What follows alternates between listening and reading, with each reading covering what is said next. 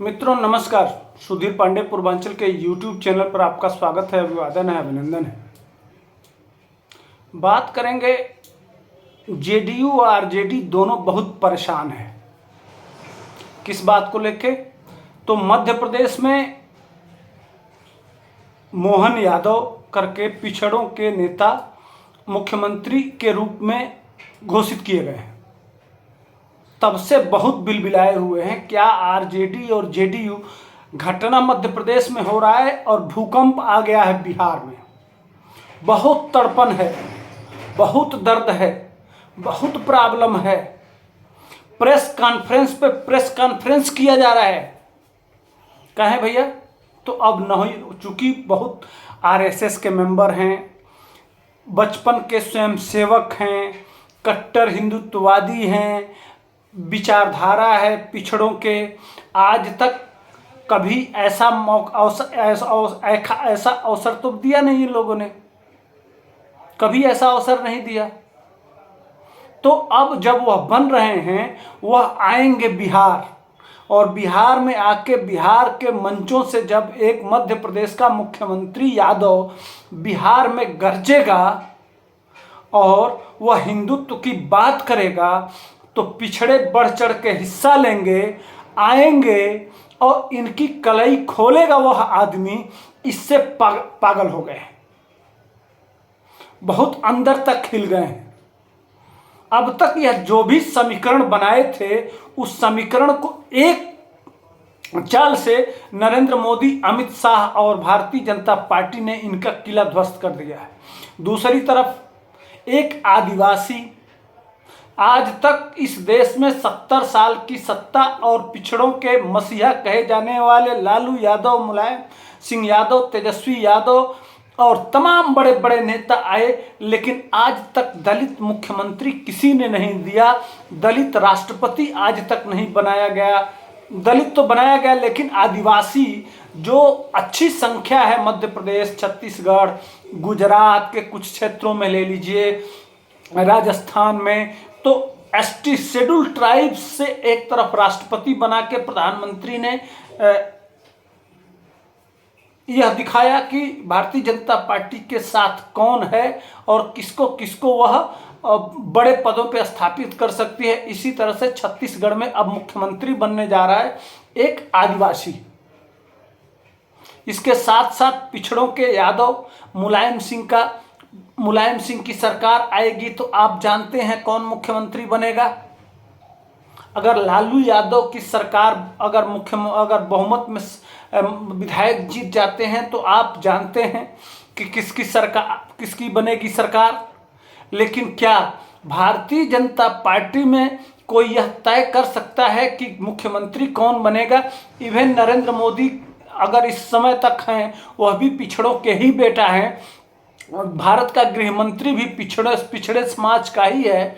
इसी तरह से मध्य प्रदेश और छत्तीसगढ़ में और राजस्थान में जिस तरह से ऐसे ऐसे नाम आ रहे हैं और भारतीय जनता पार्टी चौंकाने वाले नाम दे रही है, इससे हर पिछड़े समाज का जिन वर्ग का प्रतिनिधित्व नहीं भी मिलता था, उनके मन मस्तिष्क में यह बात जाएगी कि कल हमारा बेटा भी अगर भारतीय जनता पार्टी में रहेगा, तो यह तय है कि वह सिर्फ दरी नहीं बिछाएगा, बल्कि वह मुख्यमंत्री भी बन सकता है, वह देश का प्रधानमंत्री भी बन सकता है।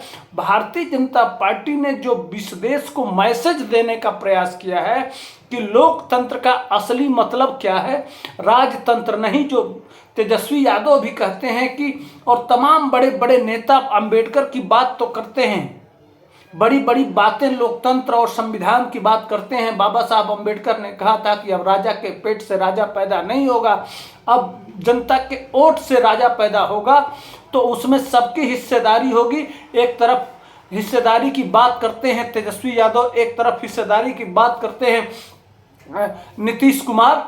लेकिन क्या आज तक कितने दलित बिहार में मुख्यमंत्री हुए, कितने आदिवासी मुख्यमंत्री बिहार में हुए?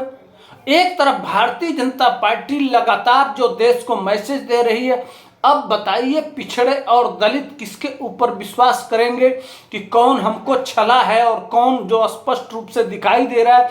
यह जो तड़प है वह आज इनको लाके इस मुकाम पे खड़ा कर दिया है कि मध्य प्रदेश के जो वर्तमान के मोहन यादव जो मुख्यमंत्री बने हैं उनके ऊपर तरह तरह के कटाक्ष किए जा रहे हैं, उनको माँ सीता को लेके।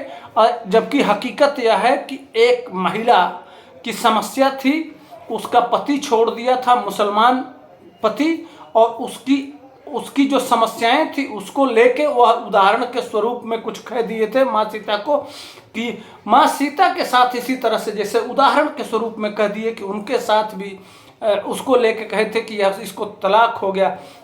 इसी तरह से माँ सीता को भी जंगल में छोड़ दिया गया था। उनकी अब उसको परसेप्शन बना के और किस तरह से उनके ऊपर अटैक किया जा रहा है। मध्य प्रदेश के मुख्यमंत्री से इतना डर क्यों है? बिहार के आरजेडी और जेडीयू को इससे अंदाजा लगा सकते हैं। घबराए हुए लोग हैं।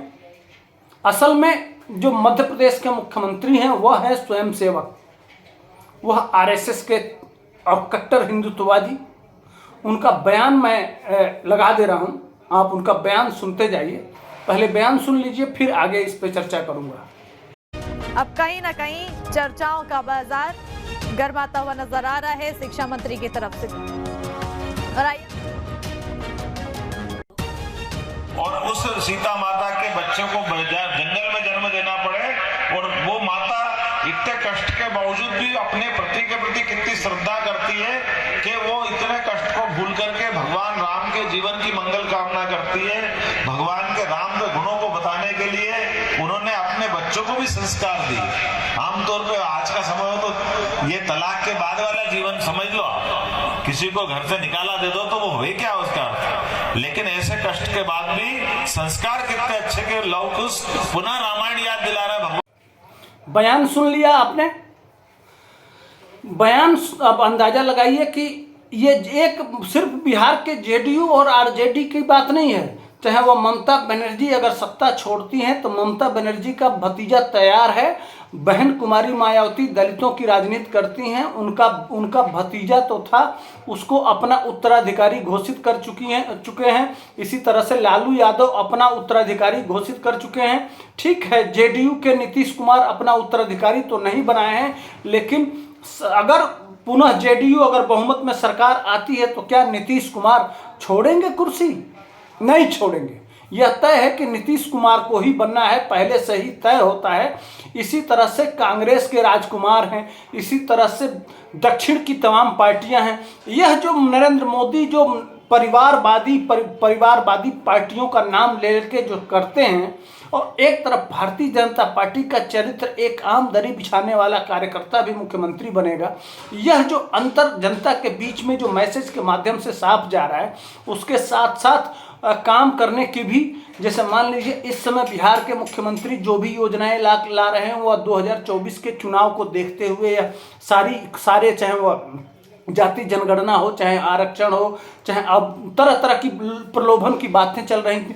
18 साल से आप मुख्यमंत्री हैं, आपने कोई इस तरह की योजनाएं आज तक दिखाई नहीं दिया। आप यह डर जो है, अब एक तरफ आप देखेंगे जितनी योजनाएं, चाहे वो किसान समृद्धि हो, चाहे वो जो भी योजनाएं आए हैं, किसी जनता के हित को देखते हुए, जैसे मान लीजिए कि अन्न योजना आया। अन्न योजना कोरोना की समस्या को लेकर कि लाखों गरीब भूखों मर जाएंगे, इसके लिए 80 करोड़ लोगों को राशन देना शुरू किया। राम मंदिर का जिस समय सुप्रीम कोर्ट से वर्डिक्ट आया उसमें कोई चुनाव नहीं था। आप देखिएगा 370 के टाइम भी देश में कोई चुनाव नहीं था।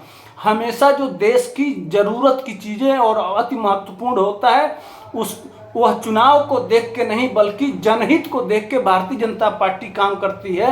जब इन सारी बातों को आके इनके नेता जब जमीन पे बोलेंगे तो जनता क्या करेगी? इससे घबराई हुई आरजेडी और जेडीयू लगातार प्रेस कॉन्फ्रेंस कर रही है। तो आइए मोहन यादव का किस विचारधारा के हैं, पहले इसको सुनते हैं और फिर आगे बढ़ेंगे। आइए सुनते हैं मोहन यादव। होगी तो ठीक, हम तो सड़क पर लड़ने वाले लोग हैं, आपसे सब तरह से निपटना जानते हैं। ये कमजोर लोग नहीं है, ना तुम्हारी नोटंकी में विश्वास करने वाले लोग हैं, ना तुम्हारे भुलावे में आने वाले लोग हैं। ये सब प्रकार से निपटना जानते हैं। राजनीति करते हैं स्वाभिमान के साथ करते हैं, अच्छे के साथ अच्छे पे कदम मिला के चलना जानते हैं, लेकिन बुरा करने जाएगा तो घर से निकल लाएंगे और जमीन में गाड़ने वाले लोग हम हैं, ये भारतीय जनता पार्टी के लोग। मामूली बात है। हम यादव को सुन लिया, किस विचारधारा के हैं, कितने अच्छे वक्ता हैं, बहुत अच्छा तलवारबाजी भी करते हैं। एक तो बिहार बनाएगा तो सबसे बड़ी बात है कि भारतीय जनता पार्टी दे रही है कैसा मुख्यमंत्री, MA PhD highly qualified scholar दे रही है, और बिहार क्या दे रहा है, 9वीं फेल। यह भी एक मुद्दा बनेगा, इसलिए कि वो 9वीं फेल लालू यादव का पुत्र है तो वह मुख्यमंत्री बनेगा, लेकिन यादव का बेटा ही अगर PhD किया है तो वह मुख्यमंत्री नहीं बनेगा। इन सब बातों को अब आइए JDU को मेरे तरफ से जवाब है कि JDU इन सब बातों से छोड़ के यह वीडियो आपको देखना चाहिए और JDU को इस पे काम करना चाहिए। यह महिला है, इसकी बात को सुनिए और तब आप कमेंट में आइए और इनकी बजाइए। तब तक के लिए हमको दीजिए इजाज़त। जय हिंद, वंदे मातरम। बेटी को जान बचाने दी, हमको बेटी हमको नहीं जीने देना। बच्ची को पढ़ा रहे तो गाँव में क्या गलती है। हम बच्ची को पढ़ाने के प्रयास में हम सोचे कि हम 8वां किए हुए थे, हम आंगनबाड़ी में खिचड़ी बना के सबको परवरिश कर रहे हैं। कल के ये लोग पढ़ लेगी तो कुछ न कुछ तो सरकार के काम करके जीवन गुजारेगी। आएगा तो जान से मार देंगे। हम सुधार मंत्री हैं। बेटी भी पढ़ने जाती थी और जो दमन के डर से पढ़ने नहीं जा रहे, हमको इंसाफ दीजिए। थाना लोग जाते हैं तो कहता है सब, इसके पास कोई गवाह नहीं है, ये झूठ बोलता है, ये झूठी है।